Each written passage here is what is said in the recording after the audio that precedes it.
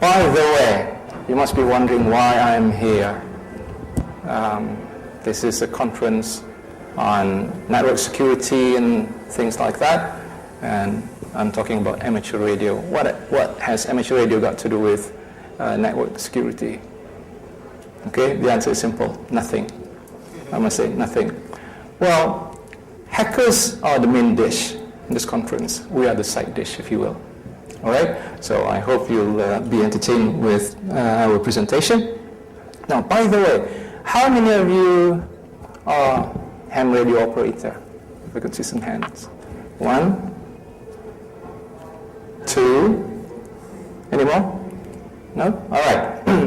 How many of you personally know a ham radio operator? 1, 2, okay, 3. Okay, good. All right, for those of you who are not ham radio operator or who do not know anyone who is a ham radio operator, let me ask you this question. Let's say you're driving down the road and suddenly someone hit you from the back. What would you do? Naturally, you would go out, you would pull over, stop, and go out of your car and see what damages has been done, right? And perhaps confront the other driver. Naturally, that's what people do. Okay? Let me tell you a story. Not long ago, I think it was earlier this year or late last year, a lady driver was driving towards her son's babysitter's house. Okay? Not far from her babysitter's house, a car came from the back and bang. So, like I said just now, she pulled over, stopped, checked her car, and then confronted the driver, not realizing that there was another man in the car who quietly got into her car, and drove away. The driver also got into his car and drove away. What happened to the lady? So she was left all alone, screaming, panic and whatnot. But finally, she came to her senses and made a phone call to her husband. So upon hearing the news, her husband almost fainted. Luckily, at his office, there was a ham radio operator. So his name is Lokman, and the call sign is 9W2LRT. Asked what happened. He described the incident, and then he said, let's see, what can I do? What we can do. All he did was make a simple call to a friend who was monitoring, and then the friend announced on the frequency, any monitoring station, mobile, at home, or wherever, please take note. A car with a baby sleeping inside has just been hijacked. The incident happened between 7 and 7:30 a.m. Okay? And the announcement was picked up by a taxi driver who was also a ham radio operator. Okay? Guess what? Between 8 and 8:30, they were at the police station about to make police report. How long will it take to make a police report? An hour, maybe, 2. 8:30, the boy was found at Kajang train station. Okay, see how fast that is? So that's number 1. Number 2, the police, that was on Friday actually, the incident happened on Friday. The police later found the car driven by I wouldn't say this. There were 4 people in the car. Okay, so the police stopped the car at about 2:30 p.m. after Friday prayers, if you will, and got the car back. Okay, on the same day. So if you don't know a ham radio operator, I think you better get to know one. All right, let's get on with my presentation.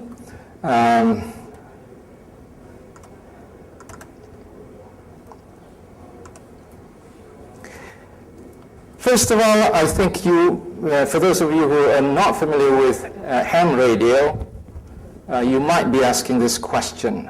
and I'll try my best to answer it. What is ham radio? And why do I need a license? Okay? What are the different classes of license? And then how is, walkie-talkies like this used by ham radio operators? How are these different from walkie-talkies used by tontos, used by security guards, the police, and so on? And then, if I have ham radio license, what can I do? Right?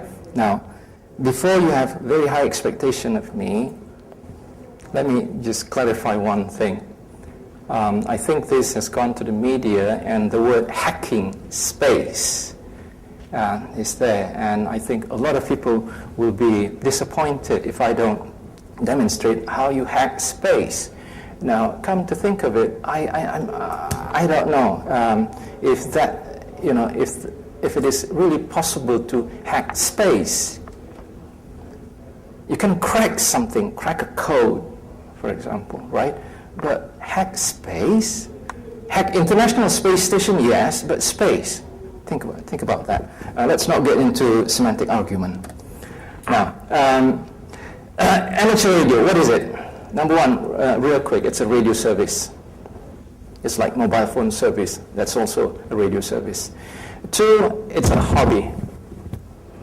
And three, it requires radio license. If you're not licensed, even though you play with radios and walkie-talkies, you're not yet amateur radio operator, okay, or ham radio operator. Next, ham radio operator only use certain allocated frequencies and bands. You don't use frequencies as you will, okay? So these are the things that you need to be clear about. Now, why do we need ham radio license? In Malaysia, we follow the regulations. According to CMA, CMA stands for Communication and Multimedia Act 1998 and Communication Multimedia Act 2000. Okay? If you don't have a license, or if you're not properly licensed, and you operate two-way radios like I showed you just now, and you cause interference to any other radio services like wireless phone or mobile phone or ambulance services, you'll be liable to a fine of 300,000 ringgit. Okay? Next, different classes of amateur radio license in Malaysia. Class B and Class A. B is the entry point, and Class A is the advanced point. For Class B, all you have to do is sit for an RAE, or Radio Amateur Exam. There are 100 questions, and you've got 3 hours. Okay? Whereas for Class A, once you've got your Class B license, you wait for about a year or so, and then you can sit for CW test or Morse code test. Okay? Both listening and sending. You pass that one, then you're eligible to apply for Class A license. These are the frequencies for Class A license. If you're only a holder of Class B license, you can operate only on these frequencies. Right? Now, licenses and licensing authorities. Different countries. Here are some sample of licenses. The one in blue, or the one down there, is from Malaysia. The one above it is for the UK. Malaysia, USA, UK, Australia, Singapore, India, and Thailand all issue amateur radio license. Okay? Next. How is it different from other radio services? Okay? Now, let me see, where's my... Unfortunately, it may not work here. I plan to use a laser pointer, but never mind. Now, perhaps I'll just use this. Now, this is a special radio for special services, like security guards, okay, police, fire department. This is called land and mobile radio. This is for airband only. So it cannot be used for amateur radio purposes. This is marine radio. Only boats and ships use them. This is FRS. Now, FRS is only used in America, not in Malaysia. It is illegal. I'll show you later why. Mobile phones also operate on certain frequencies. This is also a radio service. Wireless phone is also a radio service. Alarm, wireless alarm, okay? Wireless security, that's also radio service. These are some examples of radio that we use in amateur radio service. Next. The difference between these, the frequency allocations. Let's take a look at the frequency allocation. Oh, by the way, these are the ones considered legal to be used in Malaysia. If you take a look at this, SIRIM approved. SIRIM approved. The difference is, if you take a look at here, this one makes use of this frequency range, 477 megahertz. And the maximum power output is 0.5 watt, whereas this one is 5 watt maximum. The frequency again is 477 megahertz.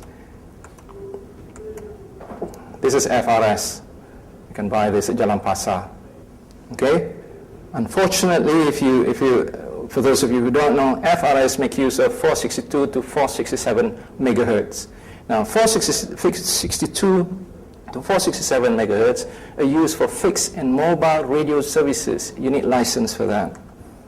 Whereas this one here, down there, is license free. In the US, if you use in the USA, for FRS, it's license free. For GMRS, you need license. Okay? What can I do as a license hand? These are some of the things. Also here, you can carry two radios like this wherever you go. Okay? You don't need to feel, afraid of being stopped by the police and whatnot. You can take part in field days, contests and training. You can communicate with the ISS. I think this is where the communication between us and the organizer happened. When we said communicate, they thought we wanted to hack the ISS. Anyway, voice. I think most of you here are familiar with this one. Oh boy. Tell you what.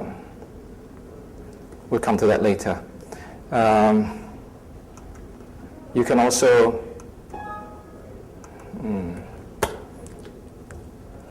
all right, I'll quit this for a minute and just show you the video clip from here. Let me see. You can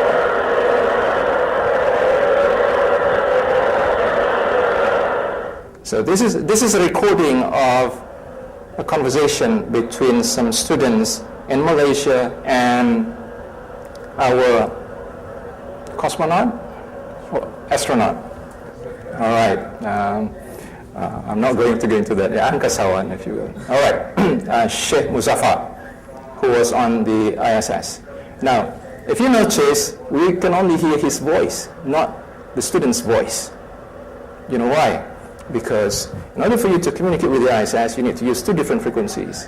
One frequency to send your voice to the ISS, and another frequency for you to listen to ISS. Now, the frequency that you see there, 145.800, is the frequency that you listen to. Okay?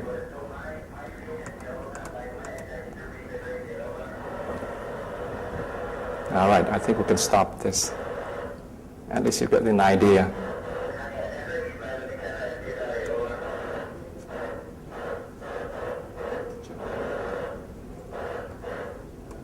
All right, another one. We can also receive pictures and send pictures to the ISS. All right, here's the example. Let me see, F911. Oops, not that one.